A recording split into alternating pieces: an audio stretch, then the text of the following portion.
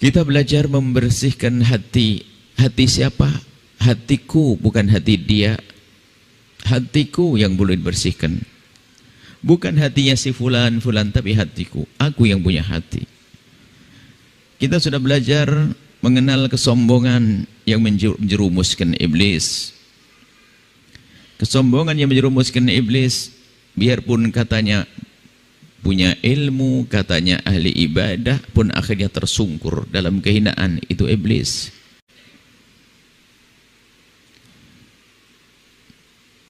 Kemudian kita juga belajar hasud, membaca kisah hasud. Hasudnya Qabil, kejahatan pertama di muka bumi, yang pada akhirnya penyakit hasud itulah yang menjadi kerusakan di semesta ini. Dan harus kita terus berusaha untuk menjauhkan diri kita dari penyakit-penyakit itu. Itu menyiksa. Kemudian malam ini kita akan lanjutkan, dan karena waktu sangat terbatas, 10 hari akhir bulan Ramadan waktunya hanya 10 malam, maka kita akan peringkas dan kita gabungkan juga dengan prakteknya. Bukan sekedar kita belajar ilmu membersihkan hati, akan tapi pembuktian bagaimana tanda kalau hati kita sudah mulai bersih, atau justru kita akan melihat jangan-jangan memang betul-betul kotor hati kita. Kita malam ini membahas tentang al-hirsu alias tamak, kerakusan. Dan sebetulnya antara rakus, dengki, dan kesombongan ini adalah ada saling keterkaitan. Kalau dia orang sombong ini biasanya juga suka ngedengki, sekaligus modelnya rakus. Orang rakus ini biasanya karena ingin menggedekan kesombongannya, dan juga karena ada dengki di dalam hatinya. Bisa jadi artinya karena adanya kesombongan maka orang itu menjadi orang yang rakus. Karena kesombongannya menjadi orang yang suka ngedengki. Al-hirsu rakus digambarkan oleh baginda Nabi dalam satu riwayat, madhibani ja'i'ani ursila fi ghanamin bi afsada laha min hirsil mar'i ala syarafi wal mali didinihi. Gambaran orang rakus oleh baginda Nabi digambarkan dengan serigala. Kita tahu bagaimana serigala. Serigala yang lapar. Serigala lapar bagaimana jahatnya dengan binatang ternak. Dan ternyata cara menggambarkan Nabi bukan satu serigala, madhibani, 2 serigala. Tidaklah 2 serigala yang tengah kelaparan dilepas di gerombolan kambing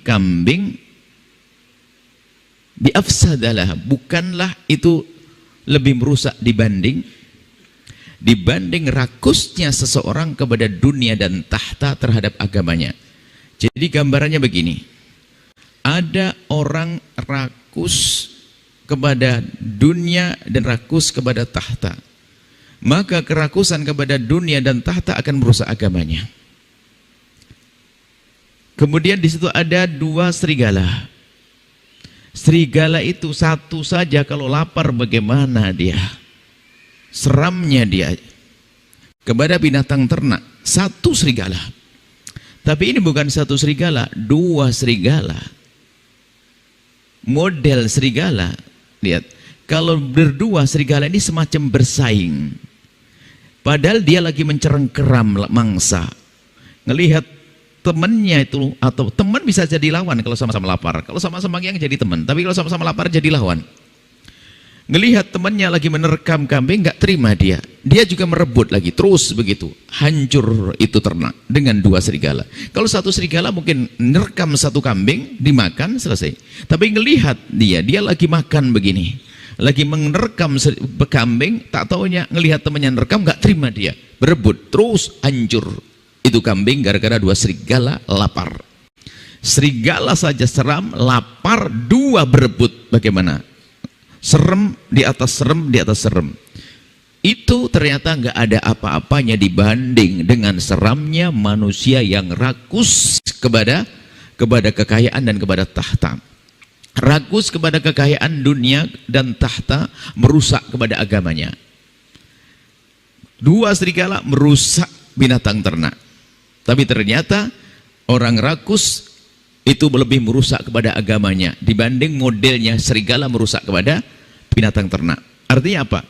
Begitu kuatnya, begitu bahayanya kerakusan seseorang terhadap agama, kerakusan seseorang kepada tahta dan harta, begitu membahayakannya kepada agama, sehingga biarpun katanya dia orang alim seperti tidak alim, katanya dia beragama seperti orang tidak pernah beragama. Kenapa? Kenapa kok kejahatan dilakukan semuanya? Bukankah dia punya ilmu ini? Bukankah dia punya amal ini? Akan tapi karena di hatinya ada kerakusan yang tersembunyi, maka perilakunya seperti orang tidak punya agama. Agamanya sudah rusak dengan kerakusannya.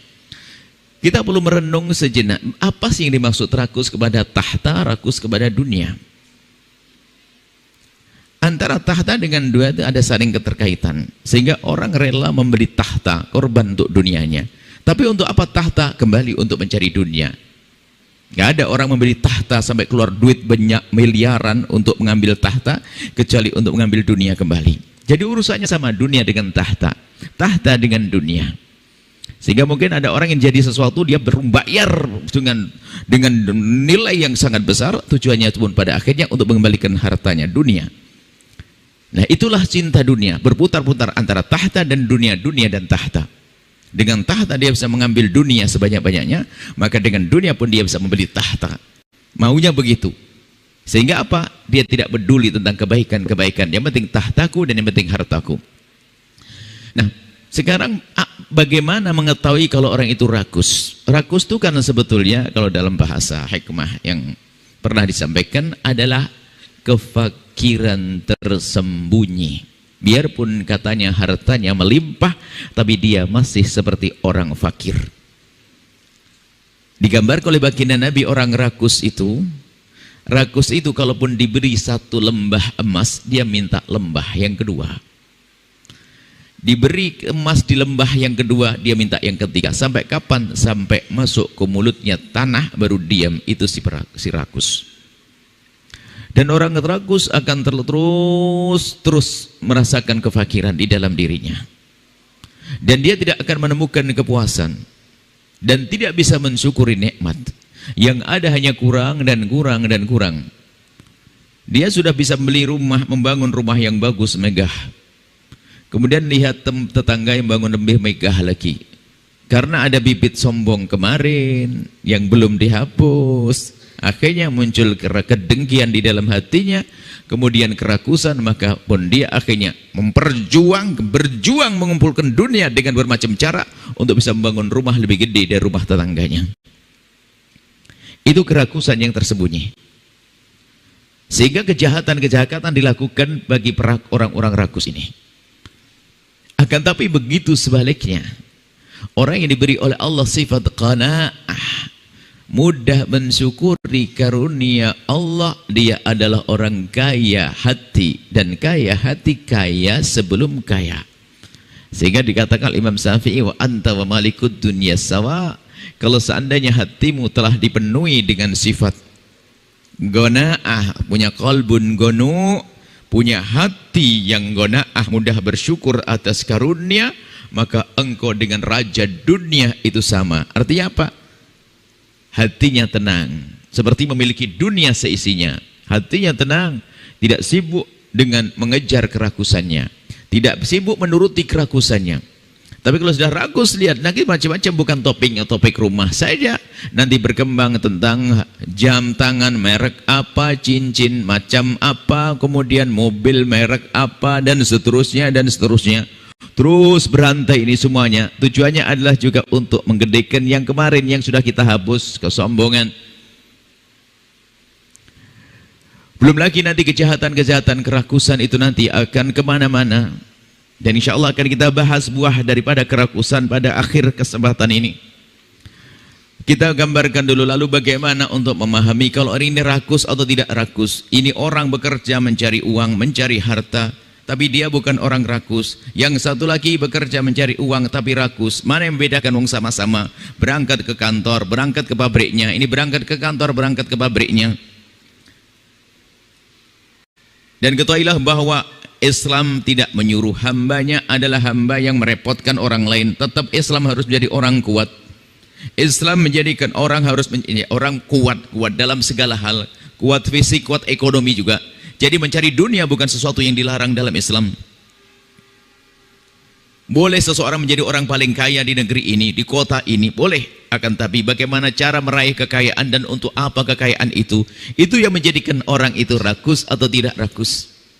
Ada orang bekerja, Masya Allah, dia sudah punya penghasilan besar, ternyata dia ingin lebih besar lagi. Dia punya pabrik satu, ternyata ingin pabrik lagi. Kenapa?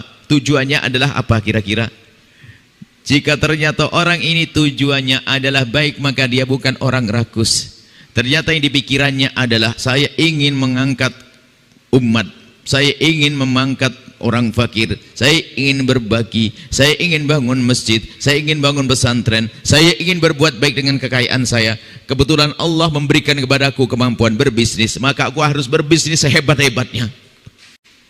Tujuannya benar, tujuannya adalah Allah. Maka biarpun tampak dia kerja keras dengan penghasilan yang banyak, ternyata dia bukan orang yang rakus tadi. Kenapa? Tujuannya jelas. Kemudian tanda tujuannya jelas dan dia bukan orang rakus. Tanda tujuannya jelas adalah caranya meniti adalah dengan cara yang baik. Makanya kalau ada orang bekerja keras untuk mengumpulkan kekayaan, bekerja keras mengumpulkan kekayaan, tujuannya baik, caranya baik, maka dia bukan orang rakus. Modalnya halal, kerjanya benar, hasilnya kaya, buahnya untuk kebaikan, maka ini bukan orang rakus. Secara zahir adalah gebiarnya sama dengan satu lagi yang cari uang, kerja, kekayaan ngumpulkan. Dia punya pabrik banyak, kemudian ngumpulkan emas berkilo-kilo barangkali. Akan tapi untuk apa? Dia hanya senang menumpuk harta dan untuk menggedekan kesombongannya, hanya untuk ngoleksi atau kekayaan apa, untuk dipamerkan atau untuk bangga-banggaan saja, sehingga tidak rindu berbuat baik kepada orang lain. Kemudian apa kita lihat? Cara menitinya pun adalah dengan cara yang tidak baik. Yang penting dapat duit, yang penting usahaku adalah sukses, gak ngerti modalnya dari mana. Dan malam ini adalah waktu kita untuk bersihkan diri. Lalu anda model yang mana, hai hamba Allah? Bukan anda dilarang untuk menjadi orang kaya. Anda boleh menjadi orang kaya, tapi kayanya kaya Abdurrahman bin Auf. Bahkan anda boleh menjadi raja sekalipun, rajanya seperti Raja Sulaiman dan Raja Daud. Jadi di surga itu juga ada raja, di surga juga ada rakyat, di surga ada orang kaya, di surga juga ada orang melarat. Surga bukan hanya milik orang melarat saja, orang kaya juga boleh masuk surga. Abdurrahman bin Auf adalah orang kaya dari sahabat Nabi, bahkan beliau adalah termasuk minal asratil muwasyarina bil jannati, termasuk salah satu dari 10 orang yang diberi kabar gembira oleh Nabi masuk surga. Orang kaya masuk surga juga ada. Sekarang tengok diri anda sendiri, bagaimana di saat anda mengumpulkan kekayaan. Waktu anda mengejar tahta, untuk apa tahta itu? Atau anda sudah berada di kursi jabatan tinggi, punya pendudukan tinggi, apa yang anda lakukan setelah itu? Dan bagaimana anda meniti untuk menggapai tahta itu, hai hamba Allah? Lalu bagaimana anda mencari kekayaan itu? Sudahkah dengan modal yang benar, kerja yang benar, kemudian dibarengi dengan permohonan kepada Allah yang maha kaya, yang maha kuasa untuk menjadikan anda kaya?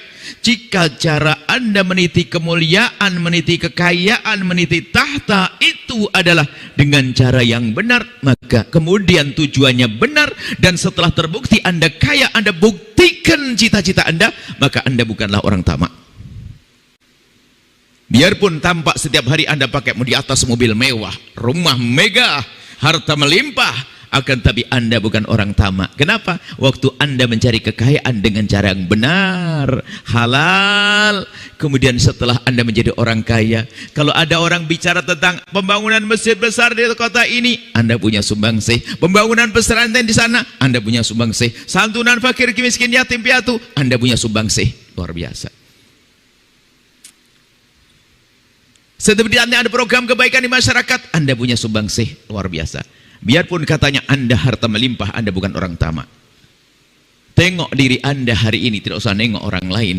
Bagaimana anda meniti kekayaan. Bahkan biarpun belum menjadi orang kaya, biarpun belum menjadi orang kaya, katanya si fakir dia, miskin dia, maka dia termasuk kelas tamak kelas tinggi di saat mencari, meniti rizkinya tadi, mencari rizki dengan cara yang haram.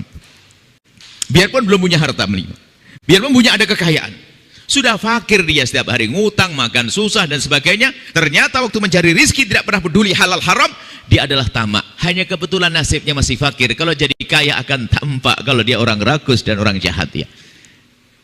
Makanya di saat dalam kefakiran, semoga Allah cukupkan rizki Anda, amin. Yang masih berada dalam kefakiran, jadilah fakir yang saleh.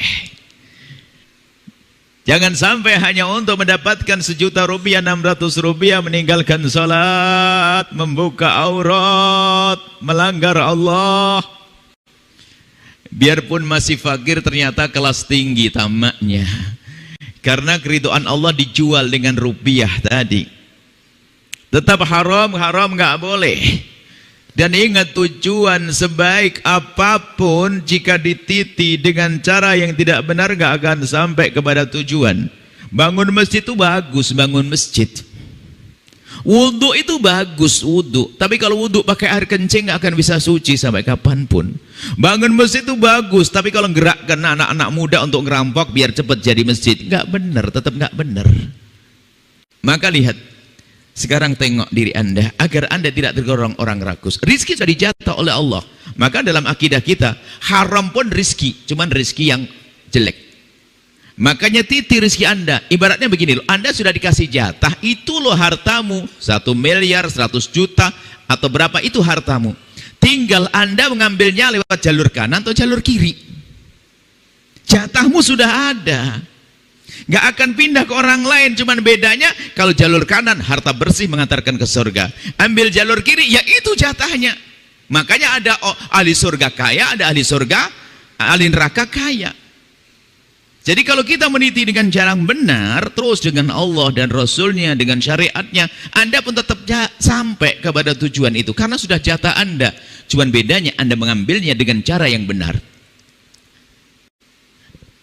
Biarpun dia berusaha, katanya, wah dengan cara yang canggih, strateginya ini saya harus mendapatkan kekayaan. Kalau nggak dapat jatah nggak ada, biarpun dia misalnya jabatan ada, modal ada, caranya nggak bener, haram dilanjut, nggak jatah kaya juga nggak kaya. Jadi ketahuilah, Anda boleh menjadi orang paling kaya di negeri ini, tapi tolong titi kekayaan Anda dengan cara yang benar. Ingat Allah dan dengan Allah, dan bercita-citalah setelah Anda kaya mau apa. Setelah Anda kaya mau apa? Inilah yang membedakan antara orang rakus dan bukan rakus. Tujuan mencari kekayaan dan tahta, kemudian cara meniti kekayaan dan tahta. Jika tujuannya baik dan caranya baik, lihat, biarpun Anda bergelimang harta, Anda bukan orang rakus. Rakus itu harta ada di hatinya, sehingga dikeluarkan susah. Sehingga doanya para kekasih Allah, ya Allah jadikan dunia di tangan kami, jangan kau jadikan dunia di hati kami. Karena di tangan begitu mudah, ada yang ingin berbagi, ada yang ingin memerlukan, dia mudah berbagi. Dan tidak menjadikan hatinya sedih di saat harta ini berkurang. Baik, ini adalah yang namanya rakus. Ayo kita tengok diri kita sendiri, jangan-jangan sampai kita golongan rakus. Nah, mari kita praktekkan kerakusan ini, apa ilmu rakus ini, agar kita paham prakteknya, bukan praktek kita menjadi rakus, kita untuk nengok diri kita sendiri dalam kehidupan kita sehari-hari. Kita langsung. Yang jelas Islam mengajarkan kita untuk menjadi al-mu'minul gawi, orang mukmin yang kuat. Anda boleh berbisnis. Jika di antara yang mendengar suara ini adalah orang yang bakat berbisnis, ayo berbisnis yang hebat. Menjadi orang paling kaya, akan tapi setelah kaya Anda mau apa? Ayo kita punya program besar kok. Kita ada program besar. Program kebersamaan, pesantren kita membuat bareng-bareng, media segala macam kita ingin. Siapa yang kita gandeng? Yang kita gandeng adalah hamba-hamba pilihan Allah, bukan orang kaya saja, bukan siapapun. Sehingga kami menyerukan di mana-mana, ayo buat pondok pesantren, ayo buat sekolah untuk belajar ilmu agama dan ilmu dunia sekalipun. Kita menyerukan, kenapa? Itu adalah amal yang abadi, amal yang panjang kisahnya, dan itu kami serukan terus. Siapa yang mendengar suara ini? Tentu bukan orang rakus, tentu bukan orang sombong, bukan pendengki, akan tapi perindu ridha Allah. Dan Allah akan kirim Maka bersama ini nanti kami ingin di ujung majelis ini nanti, di akhir tanggal 29 nanti, akhirnya kita sampai kepada satu terminal dahsyat, terminal keindahan. Anda orang yang baik dengan saudara, Anda baik dengan orang tua, Anda baik dalam berbisnis, Anda menemukan ketentraman di dunia sebelum masuk surga. Ini yang kami rindu. Setelah bersih hati kita, buah bersih hati kita adalah berbuat baik, interaksi yang baik dengan sesama, maka di dunia kita sudah merasakan seperti di surga belum masuk surga. Harus itu yang kita hadirkan, harus itu yang kita cari. Baik, kemudian prakteknya sederhana, akan kami gabungkan yang sebetulnya ini akan kami bahas pada pertemuan khusus, cuman kami hitung waktunya tidak cukup kalau di bulan Ramadan ini. Misalnya adalah, lihat, jeleknya rakus menjadikan manusia sangat jelek di pandangan manusia, apalagi di pandangan Allah. Untuk mengedekan kesombongannya rakus, siapa dia? Dia contoh, kakak adik berebut waris. Apa yang menjadikan dia menjadi seperti itu? Kakak adik berebut waris. Jahat dia. Rakus dia. Ingin mengedekan kesombongan dia. Punya dengki pada saudaranya, lengkap dia. Maka perebut waris adalah ahli neraka yang berjalan di atas bumi. Ini lihat, orang punya penyakit itu di rumahnya sudah punya problem. Sudah di rumahnya jadi problem. Kalau jadi pengusaha lebih gede problemnya. Bagaimana? Wong saudaranya saya dimakan dan digiles, apalagi orang lain. Ayo. Oh, jahat ini gara-gara penyakit hati tadi. Saudaranya yang bapaknya sama, ibunya sama, di masa kecilnya bermain bersama, Masya Allah. Bahkan waktu pernikahannya pun sama-sama senang. Akan tapi ternyata, waktu bapak ibunya meninggal dunia, saat ini kelihatan kalau dia adalah bersama syaitan yang mengajari kesombongan, bersama Qabil yang mengajarkan kedengkian. Ternyata bersama kebusukan-kebusukan iblis, kebusukan kerakusan. Jangan nengok orang lain, hei hamba Allah. Kita ingin membersihkan diri. Kita ingin membersihkan diri. Kalau ternyata Anda hari ini sebagai perebut waris, Anda dengar dengan benar, ketahuilah Allah Maha Kasih. Allah akan entaskan Anda. Kuncinya adalah Anda insaf, menyadari bahwasanya itu kebusukan. Lihat, kalau orang berebut waris saudara, hei hamba Allah, dengar ini. Kalau itu adalah Anda, dengar dan dengar. Perebut waris adalah ahli neraka yang berjalan di atas bumi, karena perebut waris telah melakukan 3 dosa besar dalam sekaligus. 1 dosa besar saja sudah cukup untuk masuk neraka terdalam, akan tapi 3 dosa dikumpulkan. Yang pertama, dosa mutus tali persaudaraan. Nabi menyebutkan la yadkhulul jannata qati', tidak masuk surga pemutus tali persaudaraan. Ngerebut harta saudara kan memutus tali persaudaraan, mengajak permusuhan. Dosa yang kedua adalah mengambil harta saudaranya, mengambil harta orang lain bil batil dengan cara tidak benar, neraka dosa gede juga. Yang ketiga adalah menyakiti orang tua, durhaka kepada orang tua. Makanya perebut waris adalah orang jahat. Maka kalau Anda ketemu dia, jangan jadi besan, jangan jadi menantu, jangan jadi ipar. Hati-hati, dia adalah orang jahat, saudaranya saja digiles. Kalau ternyata itu adalah Anda, ketahuilah hai hamba Allah, Allah Maha Kasih. Dengan kejelekan kekotoran kita, Allah pun Maha Pengampun, dan Allah yang membersihkan hati hamba-hambanya. Kuncinya Anda sadar, Anda ingin belajar dan berbenah, kembali nanti pulang ke rumah, ayo kita berdamai dengan saudara. Biarpun mungkin hari itu kita harus habis harta kita untuk kembalikan pada saudara, ketahuilah setelah itu Allah akan angkat Anda akan berjaya. Ingat, berebut waris. Dan ternyata tadi disebutkan yang namanya kerakusan itu kejembangan merusak agama, sehingga yang namanya berebut waris ini sebuah contoh saja. Nanti bisa kita terapkan dalam bisnis yang ngawur, berpolitik yang culas, itu semua adalah dari kerakusan. Kita mulai dari rumah saja, kejadian di rumah kita, di rumah keluarga, berebut waris. Lihat, orang berebut waris dia adalah jahat. Berebut waris adalah jahat, sehingga lihat, merusak agama. Sehingga katanya orang beragama seperti tidak beragama.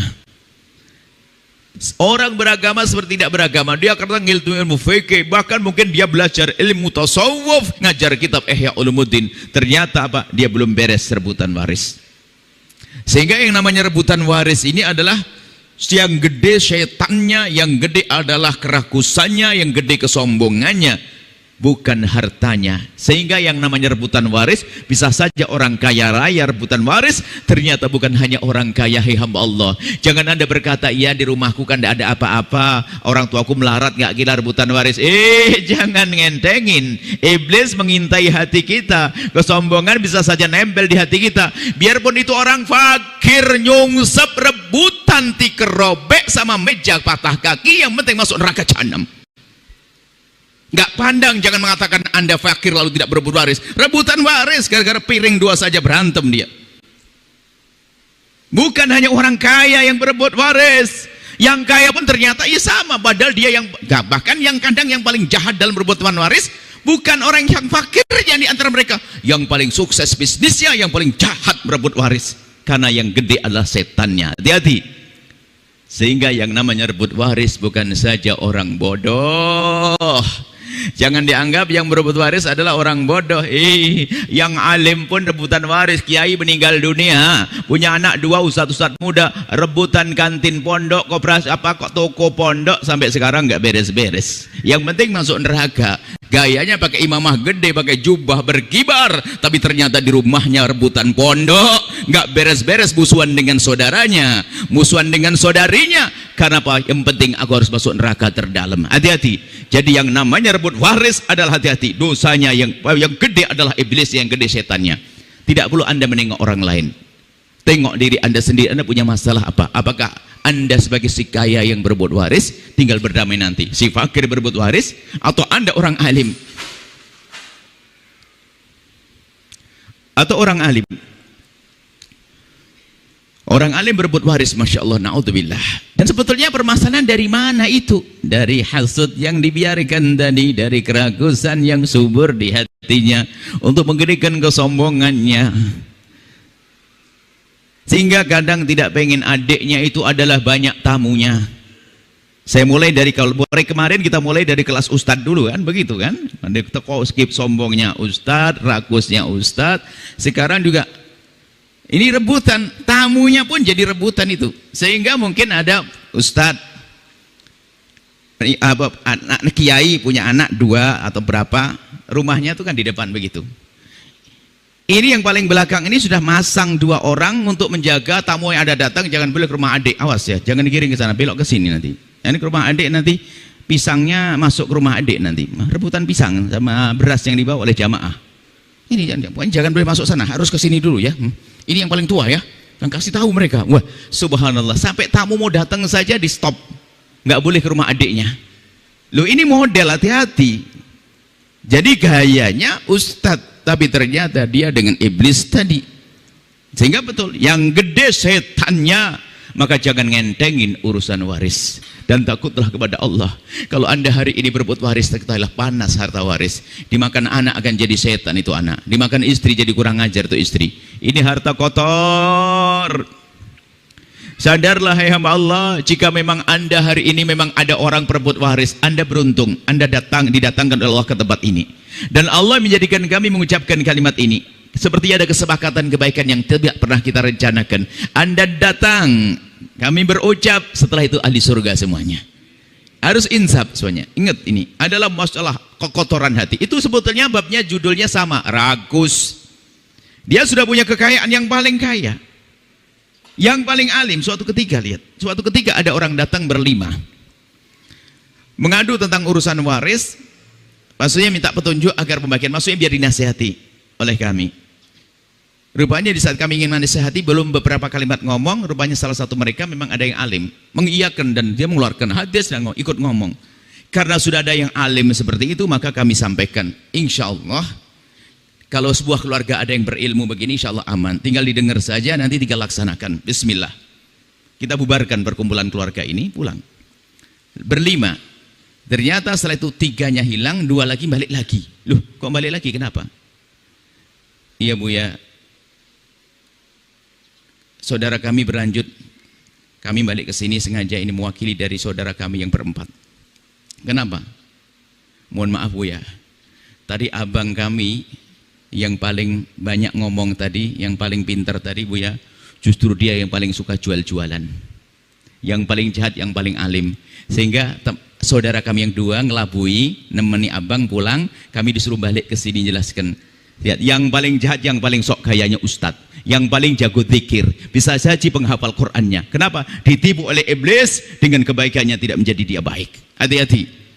Makanya tidak cukup orang baik dalam ibadah, tapi hati dengan sesama manusia enggak baik, ibadahnya kosong, enggak dinilai oleh Allah Subhanahu wa taala. Maka ilmu membersihkan hati kami sebutkan sebagai ilmu fardu ain di atas fardu ain. Jangan sampai itu orang katanya ibadahnya akan sia-sia. Kenapa? Kotor hatinya. Kita sudah masuk di malam ketiga ini. Adalah untuk membersihkan hati kita, kekotoran hati kita, kerakusan. Kita lanjutkan masalah waris. Sudahlah, kemudian ada rambu-rambu. Sudahlah, jika di rumah Anda harus ada pembagian waris, ini termasuk penerapan akhlak. Jangan ada yang mengangkat suara. Ini nasihat. Kalau ada yang mengangkat suara, dia adalah iblisnya. Sebab subhanallah, waris itu kok panas betul. Sehingga ada seorang adik itu hanya ngomong baik-baik loh sama abangnya. Bang, apa dek? Rumah ini kenapa dijual? Oh, belum selesai ngomong baru, bang, ini sudah dibentak sama abangnya. Padahal baru ngomong nyebut. Panas suasana, hati-hati. Ingat, Anda harus insaf. Kalau dalam sebuah keluarga mau pembagian waris, yang angkat suara adalah iblisnya. Kenapa? Dia akan menyulutkan api permusuhan. Akhirnya semuanya panas. Sehingga nggak berani lagi membagi lagi, nggak berani ngomongin, terus saling gunjing di belakang. Oh, gunjing. Sehingga retak ruah tangga, retak keluarga. Masya Allah. Reuni, hanya reuni dohir saja. Sepertinya kepertemuan keluarga, reuni keluarga besar Pak Haji Fulan. Masya Allah. Kelihatannya keluarga besar. Masya Allah, ada yang jadi ustadz semuanya. Ternyata ini bukan golongan ahli surga. Semuanya masalah kalau datang itu lirik-lirikan. Istrinya lirik-lirikan. Gelangnya dipakai semuanya. Pulang ke rumah masing-masing. Bukan hati damai, tapi ternyata punya bahan baru untuk menggunjing. Itu begini. Masya Allah. Gara-gara apa? Kerakusan, kekotoran hati. Anda tidak usah nengok orang lain, Anda tengok diri Anda seperti apa. Urusan waris. Yang pertama, jangan Anda mengangkat suara. Yang kedua, pastikan serahkan kepada ahlinya tentang urusan pembagian waris. Jangan Anda mempermasalahkan. Kemudian setelah dibagi dengan dasar keadilan, misalnya tempatnya Anda belakang, depan dan sebagainya. Kalau suruh memilih mungkin berebut, akhirnya diundi misalnya. Sudah kita bagi dengan benar begini-gini, cuman siapa yang depan belakang. Oke, apa yang Allah pilihkan untuk Anda itu yang terbaik. Biarpun kata yang di belakang akan menjadi berkah. Jangan ribut toh. Aku ingin di sana, aku ingin ini. Hindari itu. Kenapa? Waris itu kan rezeki nomplok, bukan jerih payah Anda. Orang tua wafat, meninggal dunia, langsung pindah ke kita harta itu. Bukan Anda yang cari. Tapi memang dasar hati busuk, lihat ribut. Dan anehnya tadi apa? Orang yang paling ribut paling tidak sadar kalau dia yang paling jahat. Hati-hati. Ini juga serem juga dalam dunia waris ini. Maka tolong yang kedua adalah serahkan kepada ahlinya sesuai dengan petunjuk syariat. Dan jangan sampai ada yang berani berkata bahwa saya tidak adil syariat. Langsung tutup poin. Yang mengatakan syariat tidak adil sebetulnya ada kekotoran di dalam hatinya. Tidak adil dengan siapa? Sebetulnya dia kan bukan ngomongkan Allah tidak adil, sebenarnya nggak terima kalau abangnya dapat bagian banyak. Itu sebenarnya kan kebusukan di hatinya. Nggak usah jauh-jauh. Misalnya, perempuan dapat satu bagian, laki-laki dapat dua. Maka perempuan yang berguna, ini sebetulnya permasalahannya apa? Tidak ingin abangnya dapat lebih. Loh kok aneh? Oh, ini masalah ketidakadilan sebetulnya. Kita bicara tentang ketidakadilan, ketahuilah bahwa ini adalah kekotoran di hati. Pertama, ini syariat Nabi SAW. Kalau hikmahnya banyak, kalau berendung saja, sederhananya saja deh, masalah 1:2. Maka urusan pembagian waris, petunjuk syariat adalah nomor 1. Kalau gambaran sederhana untuk memahamkan, adapun rahasia yang sesungguhnya hanya Allah yang tahu. Cuman kalau bicara sederhana, kenapa kok dalam warisan 1:2 itu gimana sih? Untuk sederhana untuk memahamkan, gini loh ya, ada bersaudara 2, laki perempuan. Jadi kalau laki perempuan nanti kalau dapat peninggalan warisan itu kan harta itu dibagi berdua, sehingga kepalanya jadi 3, laki dijadikan 2, perempuan 1. Lakinya ngambil 2, perempuannya dapat 1. Anggap saja ayah meninggal dunia meninggalkan uang 30 juta, maka anak perempuan mendapatkan 10 juta, anak laki-laki mendapatkan 20 juta. Di sini dohirnya begini seolah-olah kok nggak adil. Ketahuilah kalau sudah dari Allah adil. Hikmahnya apa? Allah yang tahu. Akan tapi kalau kita mencoba sekedar kita mereka-reka hikmah, gini loh kisahnya. Hidup dia bukan sampai di sini. Jika suatu ketika nanti ada kejadian bahwasanya jadi fakir, ketahuilah kalau saudari perempuan jadi fakir, jadi tanggung jawabnya saudara laki-laki. Tapi kalau saudari laki-laki fakir, saudari perempuan tidak wajib beri nafkah. Kalau dia jatuh fakir, perempuan jatuh laki-laki. Sebagai saudara laki-laki memberi nafkah ke dia. Itu. Kemudian belum lagi nanti dalam langkah selanjutnya di dalam pernikahan misalnya. Ini gambar sederhana saja. Padahal hikmah yang sesungguhnya hanya Allah yang tahu. Ini adalah zahir saja. Gini, dua-duanya ingin menikah. Yang perempuan ingin menikah, yang laki-laki ingin menikah. Dan kebiasaan di kampung itu kalau menikah adalah ngasih mahar dong. Lah, kebiasaan maharnya di situ tuh adalah anggap saja 20 juta deh. Maharnya 20 juta. Perempuannya menikah, anak lakinya juga menikah. Oke. Semuanya menikah waktunya bareng biar resepsinya gampang. Akhirnya apa? Semuanya ngasih mahar. Laki-laki, anak laki-laki menikah dengan perempuan harus ngasih mahar. Ngasih 20 juta. Duitnya dikasihkan. Tinggal berapa? 0. Lah, si anak perempuan yang menikah dengan laki-laki dikasih mahar 20 juta. Duitnya berapa? 30 juta. Dia punya 10 juta, enggak kurang. Dia belah 20 juta. Loh, jadi banyak yang perempuan. Kemudian, sang anak perempuan punya anak 20, yang ngasih nafkah siapa? Suami. Anak laki-laki punya anak 20, yang ngasih nafkah siapa? Laki-laki tersebut. Ini kalau bicara panjang ternyata di balik ini semua ada hikmah. Makanya jangan berkata waris tidak adil. Sebetulnya yang mengucapkan kalimat tidak adil adalah kekotoran hati, kurang iman kepada Allah, dan ada kerakusan dengan saudara. Dan itu bibit permusuhan itu nanti. Biasanya langsung terjadi kerakusan. Rebut waris itu mulai dari orang yang menganggap ketidakadilan itu ada. Baik, setelah itu apa? Serahkan kepada syariat cara pembagian yang benar. Biarpun nanti ada damai misalnya, membagi waris sama itu sah. Dan itu benar, tapi catatannya yang meminta dan yang memulai adalah pihak anak laki-laki. Jadi laki-laki berkata, "Dek, Kak, kakakku perempuan, adikku perempuan, sudahlah warisnya dibagi rata saja." Oh sah, karena apa? Dari laki-laki yang ngomong. Karena itu artinya sang anak laki-laki ingin memberikan sebagian jatahnya untuk kakak perempuannya dan adik perempuannya. Tapi kalau nuntut dari perempuan, jadi berbeda permasalahannya. Ini hati-hati. Makanya urusan waris ini adalah serem banget, hati-hati. Kemudian dia, setelah itu, setelah serahkan waris, kemudian yang ketiga, jangan menunda-nunda pembagian waris. Kalau sudah menunda-nunda itu Masya Allah, itu banyak bisikan-bisikan syaitan. Bahkan semakin cepat dalam pembagian waris, bisa saja disitulah kesejukan ada. Ibunya baru meninggal dunia atau ayahnya baru meninggal dunia. Bahkan suatu ketika ada pembagian waris, baru orang tuanya dikuburkan, setelah maghrib begitu pembagian waris. Masih sejuk, tangis derai air mata masih, sisa bekas air mata masih ada. Di saat uang tunai dibagi, rupanya anak yang pertama ngomong, "Apakah boleh kalau uang ini saya bersedekahkan ke masjid?" Ya jawab boleh. Yang kedua, "Apakah boleh kalau saya berikan ke sana?" Oh boleh. Kemudian yang ketiga berkata, "Kalau saya belum bisa memberi seperti adik dan kakak saya, gimana kalau uang ini saya pakai sendiri?" Ya kami sampaikan, boleh, itu hartamu, halal. Kemudian dengar begitu, adiknya malah ngomong, "Kalau jatah saya biar diambil abang. Abang saya kelihatannya hidupnya yang paling susah." Suasana masih sejuk. Tapi kalau sudah jauh daripada kematian, wafat ya orang tua, biasanya sudah mulai bisikan-bisikan. Bisikan dari mana? Dari iblis. Iblisnya bukan iblis yang tidak terlihat. Iblisnya kadang menjelma sebagai pasangannya. Hati-hati. Pernah kita membagi waris, sudah sepakat di keluarga berlima, oke, dibagi begini.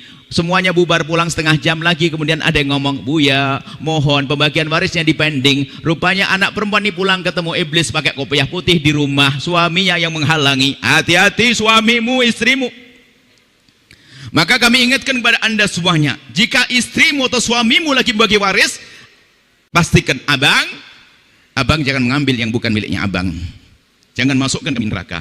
Istriku, ambil hakmu, jangan mengambil yang haram. Dinasihati begitu, jangan malah, "Oh nggak benar itu, nggak boleh, mana cuma begitu jatahmu." Wah, memang subhanallah, justru kalau iblis, setan yang tidak terlihat itu hanya membisikkan. Tapi kalau setan pakai kerudung itu, serem dia. Setan pakai kopiah putih itu, Masya Allah, di rumah serem sehingga mudah berbuat jahat. Hati-hati. Insya Allah di rumah Anda tidak ada iblis pakai kopiah putih, tidak ada iblis pakai kerudung, nggak ada. Semua adalah orang-orang mulia. Maka ini jangan gampang ini. Masalah urusan ini yang kedua, yang selanjutnya, tolong jangan ditunda. Jangan menunda pembagian waris. Cuman biarpun jangan, secepatnya lebih bagus. Ibaratnya mayat belum dikubur pun dibagi waris lebih indah. Ini bukan rebutan, membagi dengan benar Mas Yesu. Sebab kalau sudah terlalu lama ini ada bisikan-bisikan, macam-macam bisikannya. Ada orang ngajak bisnis, pakai aja dulu gampang. Tiba-tiba sertifikatnya hilang, nggak tahu dipinjam, taruh di mana. Macam-macam nih kasusnya.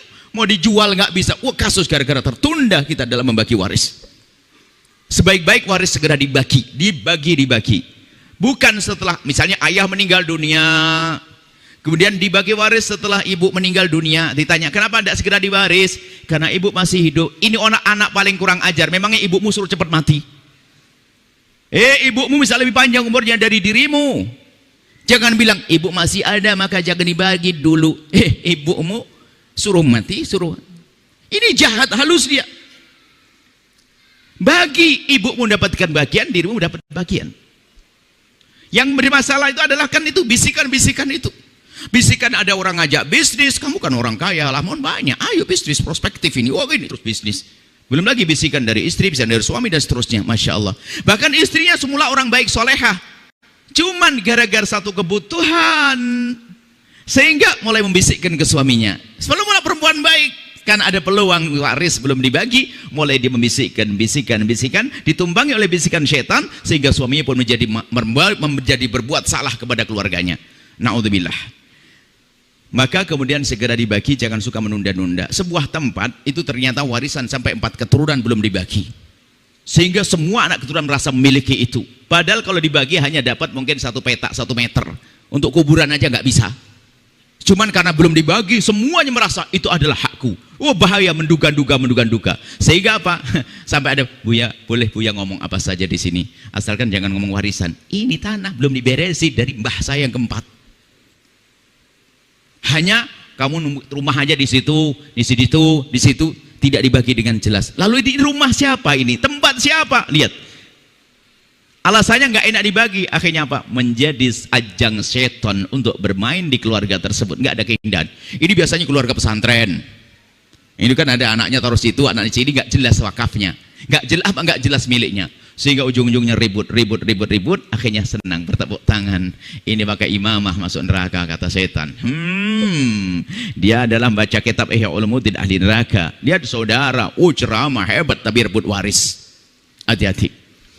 Kemudian setelah itu, tapi warisan segera dibagi itu pun setelah beberapa hal. Yang pertama adalah setelah diberesin utang-utang mayat tersebut, utang kepada Allah. Misalnya mayat pernah kaya, dihajikan dulu, atau mayat punya nadar, bayar dulu. Yang kedua, utang kepada manusia. Jangan menjadi anak jahat. Lalu dengar ceramah kami ngomong, kata Buya cepat dibagi. Ayo cepat dibagi sebelum ditagih utangnya. Wah, ini kacau. Bayari dulu utang keluargamu, orang tuamu, baru dibagi nanti. Setelah bayar utang, bayar kewajiban zakatnya. Mungkin toko gede milik orang tua, setelah itu meninggal dunia belum keluar zakat, keluarkan zakatnya dulu, jangan dibagi dulu. Setelah itu apa? Kemudian wasiat-wasiatnya. Urusan wasiatnya hati-hati, ada wasiat yang haram dipenuhi, ada wasiat yang wajib dipenuhi, tanyakan pada ulama. Kadang atas dasar wasiat, ada yang memalsukan wasiat, bohong wasiat, macam-macam. Ada wasiat untuk saya, wasiat macam-macam. Tunjukkan pada ulama, benar tidak ada wasiat, jangan Anda berdebat juga dalam keluarga, wasiat sah atau tidak sah. Ada wasiat yang haram dipenuhi loh ya, jangan semua wasiat dipenuhi. Yang bapaknya masuk, nak kalau abah wafat nanti tolong nanti itu ada anak-anak mabuk belikan berapa kerat gitu dari duit abah. Ya nggak boleh dipenuhi itu, wasiat itu nggak benar.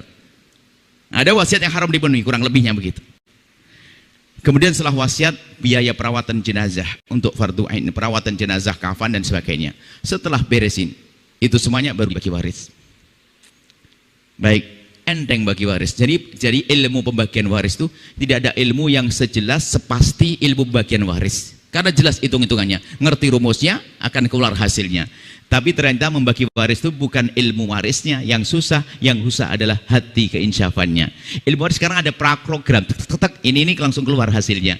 Tapi yang menjadi masalah bukan ini. Makanya kalau ada orang datang pada kami ingin bagi waris, bukan ilmunya. Ilmunya ilmu 24 jam. Ilmu paling gampang itu waris. Yang paling susah adalah kemauan kita untuk bagi waris dengan benar. Ada atau tidak? Nah, ini loh yang jadi masalah. Ilmu pembagian waris adalah gampang. Ini yang bisa kami hadirkan pada kesempatan ini. Ayo tengok diri kita sendiri. Pastikan setelah ini Anda damai di rumah. Jangan Anda menjadi penyakit buat istri Anda, merepotkan pembagian waris. Jangan Anda merusak suami Anda. Jangan Anda merusak teman Anda. Tapi di rumah Anda indah insya Allah. Dan juga kami ingatkan, jangan Anda hanya sibuk di hari ganjil saja. Sebab Lailatul Qadar bisa saja di hari genap. Justru kita mengadakan acara di sini setiap hari ingin memangkas budaya. Budaya apa? Ada budaya seolah-olah memastikan Lailatul Qadar. Ada budaya masjid sana Lailatul Qadaran tanggal 21. Masjid sana tanggal 23. Akhirnya apa? Yang sudah Lailatul Qadaran 21 diajak lagi nggak mau. Kenapa? Aku sudah Lailatul Qadaran ya salam. Kemudian yang belum diajak, aku belum sekarang Lailatul Qadar saya tanggal 27. Sekarang nganggur. Padahal memang disebutkan arja, memang lebih banyak diharap di hari-hari ganjil, betul. Tapi bukan berarti di hari genep tidak ada Lailatul Qadar. Lailatul Qadar itu disembunyikan oleh Allah. Tinggal kita bagaimana menghadangnya. Yang menghadang 10 hari tentu kemungkinan mendapatkannya lebih banyak daripada yang menghadang 9 hari. Yang menghadang 9 hari tentu lebih banyak kesempatannya dari menghadang 8 hari. Yang menghadang 8 hari lebih banyak kesempatannya dari menghadang 6 hari dan seterusnya. Maka jangan sampai hanya hari ganjil saja datang ke sini. Mumpung Anda sudah punya kerinduan, di hari genap pun Anda datang ke sini. Semalam itu ada berkurang, bukan Anda kan datang semua semalam nanti. Kalau Anda termasuk semalam yang tidak datang hanya karena 22, insya Allah tobat. Anda 22 sama. Anda ingin berlatih hari ini. Anda ketinggalan semalam ilmu apa? Ilmu dengki. Insya Allah ini akan ada silsilah, nanti akan kita bangun hubungan dengan Allah, hubungan dengan sesama atas dasar hati yang bersih.